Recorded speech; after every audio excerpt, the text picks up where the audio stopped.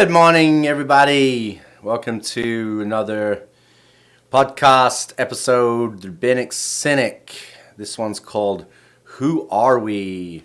I am Rabbi Andrew, Rabbi Dude, Rabbi Andrew Allen Bentley, otherwise known as the Rabbinic Cynic. Otherwise known, if you know me from the musician world, you may know me as London. Why would you think anyone would call me London? That's a long story. That's for the musician world. I'll talk about it another time. Please don't forget to hit like and subscribe. And if you have any questions for me, feel free to leave them in the comments, or you can see the ticker there is my email right now.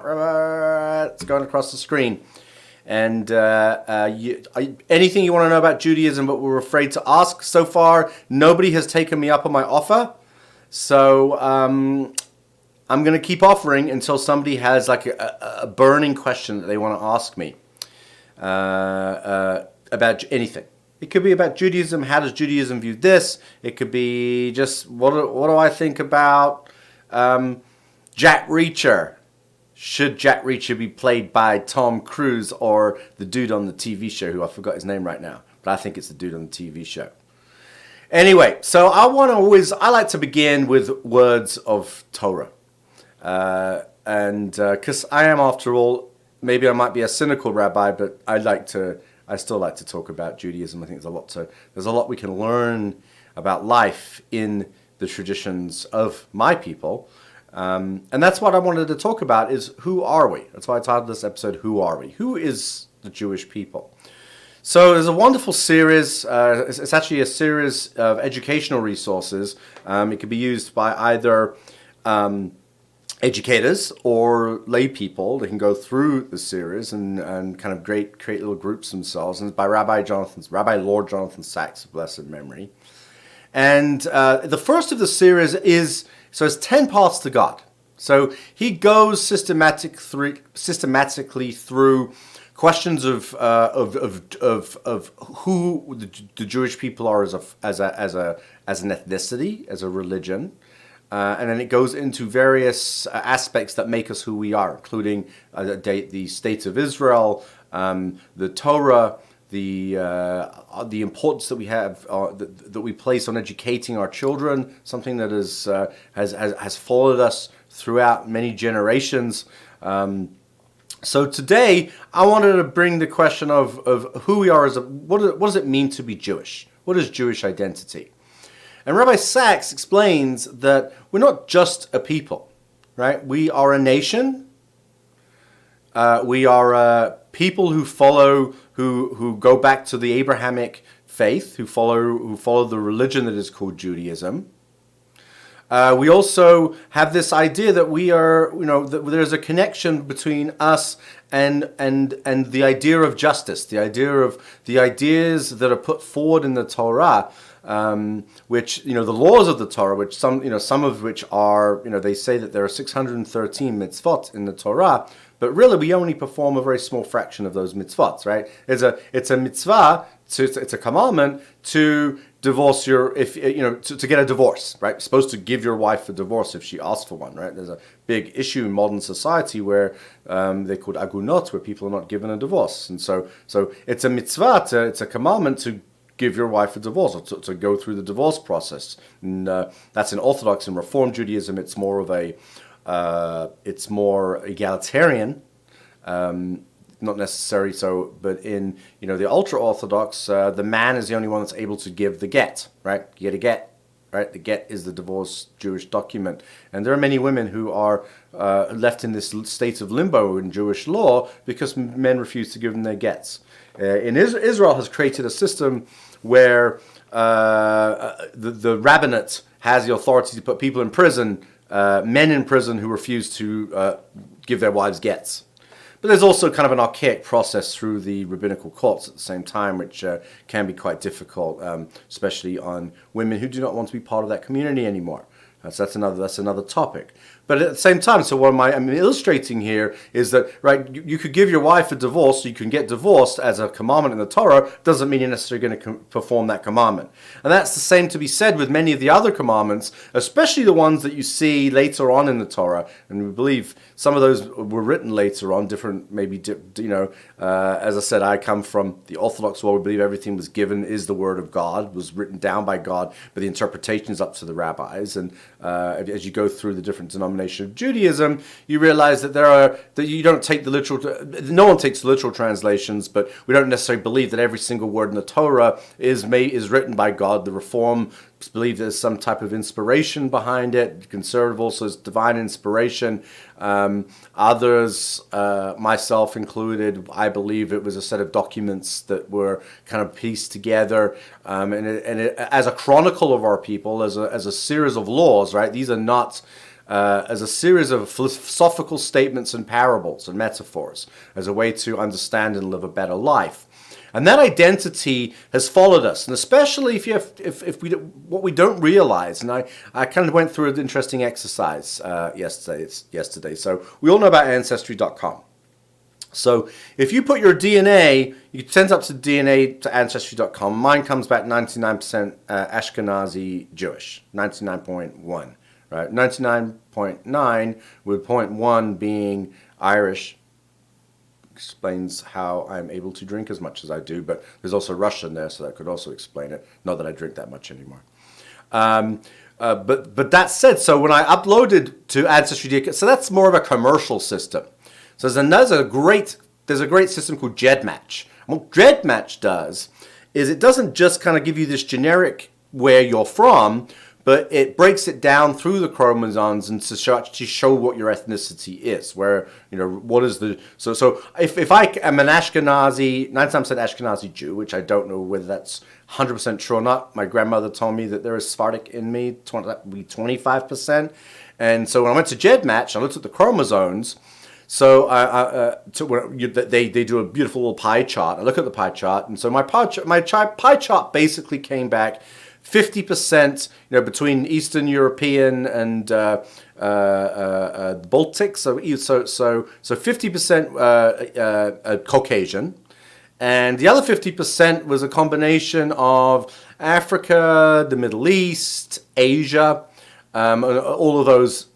So those areas. So when we say so you imagine that Jewish people we're white. Well, really, if I might be 99% Ashkenazi Jewish, a typical white Jew.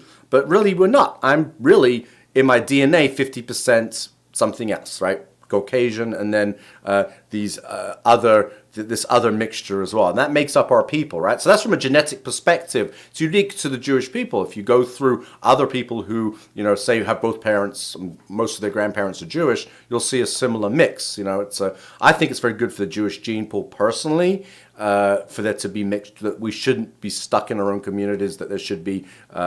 I'm going to say this is heretical from where I come from, but intermarriage is not a terrible thing, especially when you see the predominance of certain types of cancers, like the one I have. There's certain genetic markers that are consistent with Ashkenazi Jews. Why? Because my great-grandparents were first cousins. That's weird, right? It kind of freaks me out a little bit. So we're Jewish from a genetic perspective. Right? Why do I find 50% of my DNA is not white?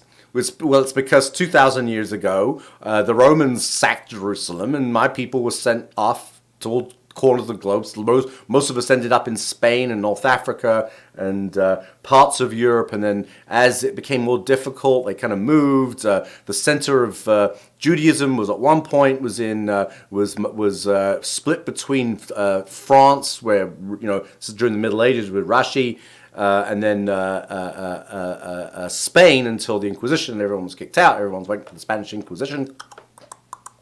A little Monty Python thing there. So what we're made up of, so we have this identity that is genetic, and at the same time, there's a history as well. And there's a history in what kept us together, what has kept the Jewish people, despite all of the empires that have tried to destroy us over the years. We still survive as a people, even though we only represent 0.1% of the world population, right? But we make a really loud voice. Right, but part of that is because of and someone can correct me on the statistics if I'm wrong there, but we make a really loud voice, and part of that is because of the educational aspect of it, the Torah, right? The mission that is put forth in the Torah for us to be a light unto the nations, and to follow these kind of this blueprint that exists for a civilization, and a lot of that blueprint for a civilization, for good or for bad, there are bad things that obviously have come out of the way a Jewish law has been implemented into the legal system. And if you look at the legal system in a lot of Western countries, you're going to find a lot of their legal system is based on aspects of Jewish law. And so, for good or for bad, but essentially the idea of being created in divine image, right? The B'Tselem Elohim, right? That is in the B'Tselem, which means image, and Elohim is one of the names of God, right? Even if it's in the plural, right? So what does that mean, right? So that means that there is more to us than just our physical being, right? We have something, the consciousness that we have, right? And is it God? Do we have God inside us? Is that what it is, or is it about Is it about our connection, the energy that we have that comes from the sun and the planets and the galaxy that we live in, and from gravity and the way that we've evolved, right? There's no denial of evolution here, right? I'm not saying that I believe we evolved. I believe in Darwinism, right? That we evolved in a certain way, but there's just more to it than that. There's definitely more to it than that to me. And that's a path to God or the universe or Adonai, Elohim, Allah, whatever you want to use for that term. That is, so each one of us has that path. So in Judaism, so Jonathan Sacks is saying that all these different aspects, the question of identity, the question of ethnicity, the moral and the philosophical concepts that we have clung to and that have evolved throughout the generations. This is everything that makes us Jews today. And we're a diverse people, right? So I'm in America right now, but I'm not an American Jew, even though technically I'm an American citizen. But I was talking to an old friend. I don't know if he's watching. He's on a conference. He's visiting town. And we kind of like, he's like, so, well, I don't know if you're not as much British anymore as you used to be, right? We grew up together, and he lived in Israel, and I lived before I moved to Israel. I lived in London, and I was very London. Didn't even talk. I'll talk now. I'll talk more like this. I don't know. Any of my friends watching from England can say, how did I talk? Did I talk like this, or something similar? I wasn't very posh, though, was I? No, I don't know. But I'm the wandering Jew, right? I've wandered around, ended up in the Coachella Valley somehow. But that is my identity. It's not quite. I have served as a rabbi for 25 years in 23 years in the United States, 24 years. My math's terrible. But I've served as a rabbi in this community and a musician. But so I have come to understand the identity of being an American Jew, but my identity also goes back to being a British Jew and also an Israeli. So I have those are different things that make up my identity, right? So so if you're a secular Israeli, your identity as a Jew is made up of your commitment and to living in the land of Israel. If you are an American Jew, America is that melting pot. So American Jews, they say, I'm an American Jew because they recognize some of the principles put into the founding of the United States are very compatible with Jewish beliefs. Now, I go off on the Constitution and everything else, and it's not a perfect society. And again, the Constitution itself was based on Christianity. I believe we can have that debate, but at the same time, the identity of being Jewish goes. It all depends on where you grew up, right? So there are French Jews. My first girlfriend, her mother was from Mexico City, so there are Mexican Jews. If you go to Israel, lots of Jews emigrating from South America and from Iraq and from North Africa and even China. There's even a Jewish community in a place called Kaifeng, China. And the Chinese people were very good to the Jewish people during the Holocaust. In fact, they helped hide us from the Japanese. I have a friend out here who, as a child, was saved by the Chinese from the Nazis, escaped from Germany. And so his identity. But there is a community of Jews who are Chinese, and there's a huge community of African Jews as well. Many of them have moved to Israel, but they're in Kenya, and so we come from everywhere, and the way we look is not defined by that. But what defines us is our attitude. Is our attitude towards seeking justice, our attitude towards seeing the divine, seeing the humanity as something that is sacred. That every human being is sacred. Everything living is sacred. The earth is sacred. The earth itself, if you go into Kabbalah, this idea of Gaia, which is Mother Earth, is very consistent with Judaism. That's a separate topic I'm going to talk about another time. I have a very huge interest in environmentalism and understanding that there may be a sentience to our planet, right? Maybe that can explain a lot what's going on right now. So for Jonathan Sacks, we see that being Jewish isn't just simply about a religion. It's an identity, it's a nationality, it is a religion. There you can be a Jew by birth, you can be a Jew by DNA, and you can be a Jew by choice as well. They say that if you choose to become Jewish, someone comes to me to convert, I kick them away 3 times. Why would you want to be Jewish? Look at the history of our people. So we don't proselytize. We're not trying to make people Jewish, but a Jew by choice is considered ger tzedek, which means a righteous strangers, literally the word ger, which means or someone from outside, and they're considered to be more righteous because they have to go through more of a process. I was just born Jewish. I had no choice in the matter. So if someone chooses to be Jewish by choice, it's a wonderful. It's a higher status. In fact, King David's mother, right? We know the book of Ruth, right? She converted. She was a Moabite. She converted to Judaism. And that's the mother of the greatest king, who we believe many Jews believe that the descendants of King David will one day be Moshiach. And I know Christians believe that Jesus was a descendant of King David, and then he will come back. That's the difference between Judaism. One of the main differences in Judaism and Christianity is that concept. A son, and again, within that bucket, right? So you have different buckets too, right? Some believe that Jesus was just a Messiah that they'll become back. Some believe that Jesus was the embodiment of God. And if you're Christian, you want to correct me on that. That's based on my own studying of comparative religion. So that's I wanted to give that little lesson that we have to understand you got to look into history, you got to look through the lens of history, and then through the lens of our philosophy, and understand what Jewish identity is. And I know a lot of people are very interested in, now with the new DNA, that we can go and check out our DNA. I have people coming to me who've just discovered they were Jewish, or people who grew up in foster families and couldn't understand why they had this pull towards Judaism. And I've converted a number of people who felt that they were always Jewish, and then discovered after I converted them that they actually have Jewish ancestry. I have a good friend who's an amazing blues guitar player. I'm not going to say his name, but he's an amazing blues guitar player.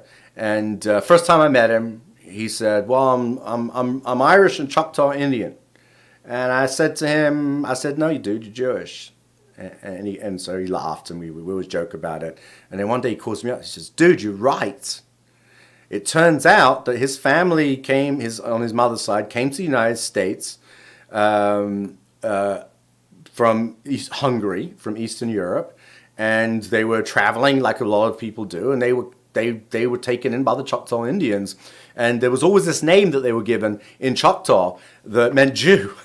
And so his sister found out later through a DNA test that they were Hungarian Jews, and I was just like, yeah, you see, that's what it is. So it's a very interesting. If you go through the genealogy and look at how the Jewish people evolved and the influences that we had. So that's Jewish identity to me. It's our history, it's our ethnicity, and it's also the philosophy that kind of kept us together, that kept us the reason that we're still around. So with that said, that's going to be my words of Torah for today. I wanted to do some. I spoke for longer than I expected to, so I'm going to. Bye-bye, Dr. Fauci. Dr. Fauci is announced he's retiring from National Institute of Health. Dr. Fauci became a very polarizing figure during the pandemic. During the pandemic, because of he's a scientist. So what do scientists do? Scientists look at the facts and they give their opinion. And COVID-19 was a new disease, so the opinions evolved throughout the process. Now, how it was handled, I don't necessarily think that they handled it the right way. I think that there was a lot of fear-mongering that happened. I think that COVID-19 for some people is definitely a deadly disease. It's the number one for most people. Most people, it's not.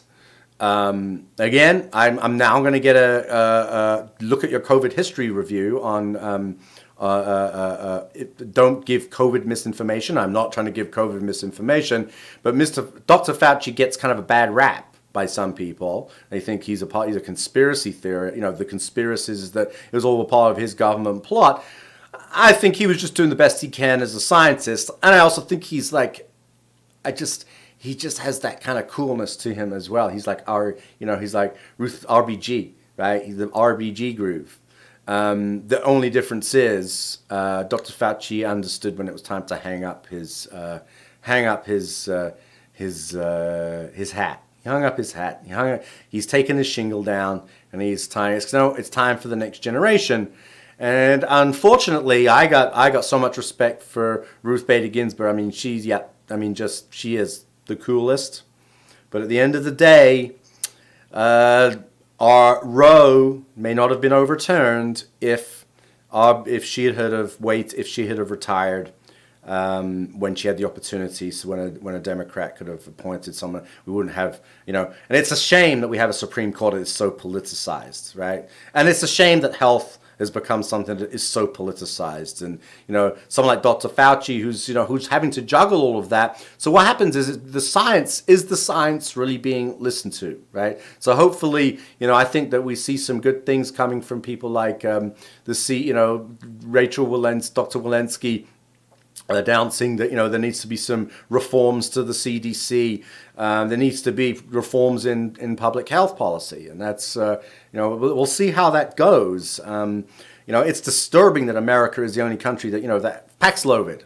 I'm going to rant about Paxlovid because I'm immune compromised. They made my wife took Paxlovid, and I think it made her COVID last longer, or she tested positive for longer than she would have done, and it might have been worse.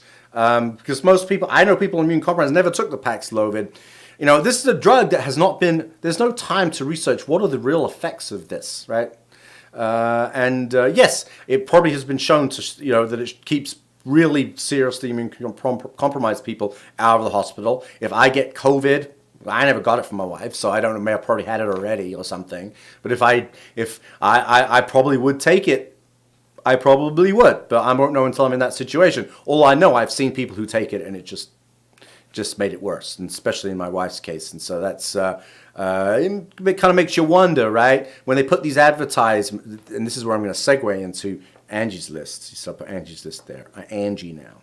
But they put these advertisements, which America's one of the only countries in the world that actually advertises drugs right? Advertises medications, right? Take this shot of da-da-da-da-da-da to cure your da-da-da-da-da-da-da, and it might give you anal leakage and da-da-da-da-da, and then anal, I keep hearing anal leakage every time I look at these commercials, and take this, that if you could live another 5 months, but at the same time you might be paralyzed, okay? Do you want to be paralyzed? Do you want to, I don't know. I am taking something made by AstraZeneca, which is instead of doing chemotherapy, right? So I just take 2 pills a day. So I'm grateful for that. But I don't want to be told that when I'm watching TV, I'm trying to relax. I don't want it shoved in my face. If my doctor tells me to tell something, I do the research, but why advertise these drugs?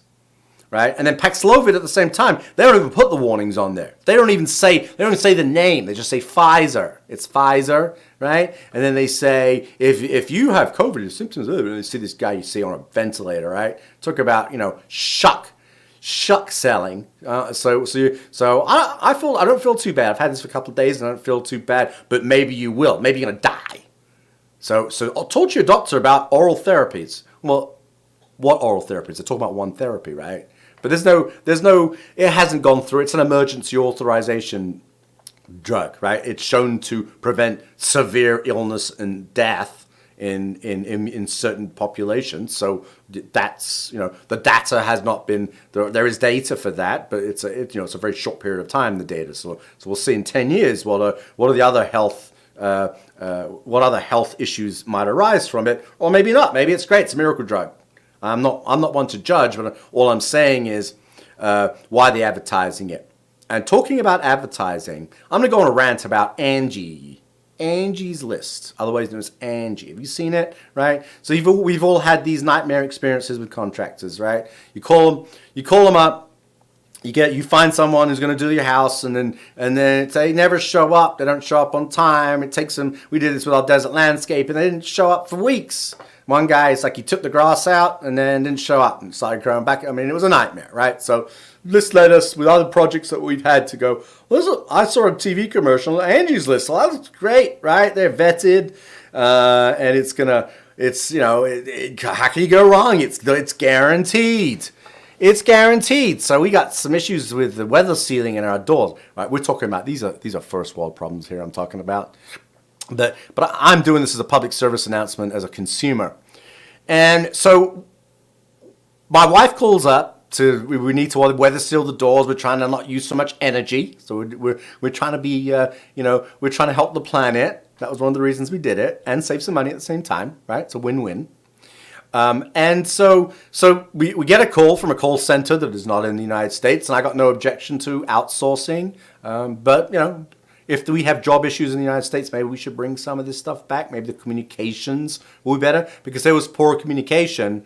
And she was told, okay, it's this amount of money to fix your doors. So the guy shows up, very nice man, and to do the doors. And he says, well, it's going to cost you more money for the parts, which was not disclosed because she specifically asked the person, is this inclusive of everything, including the parts? And the person on the line said, yes, it is. Meanwhile, the guy comes and she calls up again. He says, no, you have to pay for the parts. So he's like, okay, the guy's already here. We ended up paying for the parts. Multiple calls to them. Eventually a supervisor comes on. And it's like, well, the left hand doesn't know what the right hand is doing. They said, they're not supposed to pay for the parts. It's all inclusive. And it's guaranteed, right? Guaranteed for 90 days. So we were really kind of pissed off about this. And so, and the guy in the end said, okay, I'll give you half the money back. Okay, great. Give us half the money. Meanwhile, when you look at the job, the doors aren't closing properly. The doors are very difficult to lock, but they do lock. In case you decide you want to come to my house, that would not be a good idea to break in. Well, our doors lock, and we have a dog, and we have a very angry person who at night who doesn't like being woken up by people stealing. That's a separate story. But at the same time, our doors still need to be fixed. So today we call Angie's List. We call Angi. They're great customer service where you don't have to have all these same problems with contractors. And what do they say to you? Well, you got 50% back, so we can no longer guarantee the work. Was that disclosed when we got the 50% back? No, it was not. Right? No, it was not. So this might be a new company they're trying to rebrand. Well, I don't think your Angi and whoever the CEO of Angi is, or the marketing people, or the people in charge of customer service, your customer service fucking sucks. Right? It's a bait and switch, which in some ways is even worse than taking the crapshoot of Yelp. Right? At least with Yelp, you make the choice. But you're saying you guarantee your work, but you don't really guarantee your work. You talk out both sides of your mouth, and then at the same time, what are you left with? Right? We're left with doors that we were now going to have to fix ourselves again after spending all of that money. Again, these are first world problems. I'm doing this as a public service announcement that if you want to use Angie's List, this is my experience with them. This is our experience with them. So I'm putting it on social media because they didn't fucking listen to us to begin with. So there's that, right? Do we bring an attorney in? I'm segueing again, right? Because, I'm a sci-fi. I'm wearing my Boba Fett t-shirt. I love this t-shirt. I just love it somehow. Everywhere I go, thrift stores. Now, this t-shirt doesn't come from a thrift store, but you can find the coolest sci-fi t-shirts in thrift stores. And that leads me to attorneys, right? We're going from Angie's List. Do we need an attorney? Small claims court, just as a principle. Maybe we need an attorney. Maybe the right attorney is Marvel's She-Hulk. So in case you missed it, right? So this weekend, Sunday, was the first episode of She-Hulk. I don't know if it was Sunday or Friday. I can't remember. Game of Thrones, House of the Dragon, or right? I don't know which one started when. So She-Hulk attorney at law, and I thought, oh, that's interesting. It was Thursday. Thank you, my daughter. My daughter's watching this. Thank you, Kayla, for watching the show. Kayla Bentley, everybody, who will one day be an attorney at law. And that's what I thought was wonderful about this show is that so the Hulk, she's the Hulk's cousin, right? Thursday and got Sunday. Yes. GOT. Okay. It says on the thing how to do a podcast, don't interact with your audience, but when your daughter's like texting you on it, you have to, right? She's my daughter. So got Sunday doesn't mean got milk. It means Game of Thrones. Just if you're seeing the chat. But what I thought was great was the Hulk, David Banner, right? Dr. Banner. Was like when because she got a little bit of, this is a spoiler alert, I've already seen it, spoiler alert, she got a little bit of blood, they were in a car crash, they were hanging out, and she became a Hulk. And so he's like, oh my God, you know how much power you've got. She takes him to a secret lab, and so he's like, keep her in the lab because, we've all seen the Hulk, right? 10 years of the Hulk and all that destruction, and there was a lot of time where you just smash, Hulk smash, Hulk smash. But what happened with so the She-Hulk? So she's like he's going through all of this like meditation and how do you control your anger? And she looks at him and says, "I'm a woman. I've been controlling my anger my whole life. I'm not only a woman, I am a woman in the business world, attorney." My wife's from the business world, business professor. So we understand this, that women in this world, women attorneys, they have to hold their tempers. They have to hold their, right, in the past. It's still like that now as well. Are we getting better? But that's a great thing I thought about She-Hulk. I really liked about it, is she was like this. She could turn in and out of the Hulk on a dime by the time. She's like, you know what? I don't need practice for you. I'm better than you. I'm stronger than you because I have better mental control than you. And I thought it was a great start of the show by and then they broke the fourth wall, right? She's like talking to the thing, and it does the Marvel thing. So it's I think I'm really looking forward to future episodes. But I think that the main premise that that the She-Hulk is just not like Hulk smash. She's immediately able to adapt. Says a lot about our society. Yeah, I look at some of there's one of the episodes of the Orville where you see an all female society because us guys are just we're just too kind of aggressive and impulsive. Right, so their society evolved in such a way that but it went too far because it didn't see the value of men at all, and it became kind of a, it became, there is a yin and a yang there. You have to recognize there's a value in that. That's what a rural quality means, is recognizing the strengths and weaknesses of other. Right, we still love the Hulk, David, Banner, but his cousin, She-Hulk, attorney at law. Well, she's got it all. She's strong. She's got the mind control, and she's funny. And anyway, so I recommend you watch that show because I think there's some important points in that show that they raised right off the bat in a real tongue-in-cheek. I thought was a very, very funny and at the same time made you think. Right, that's the best things. The best kind of film entertainment is funny and it makes you think. Right? Sometimes you don't want to think at all, but funny makes you think is great, right? Where you see kind of a bigger picture there, but it's not preachy at the same time, right? Girl power. I'm all for women power, right?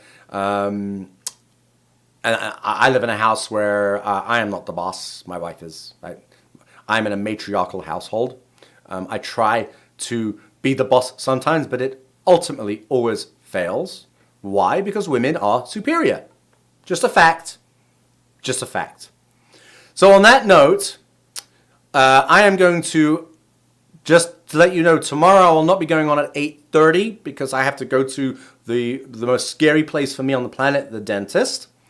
I made this appointment before the podcast started, so I'll try and do a show tomorrow. If not, I'll see you on Thursday. But I'll post something today because I don't know how my mouth's going to feel. It's like, when you can't talk properly and you can't get anything to stick all those needles in my mouth. Please give me a Xanax.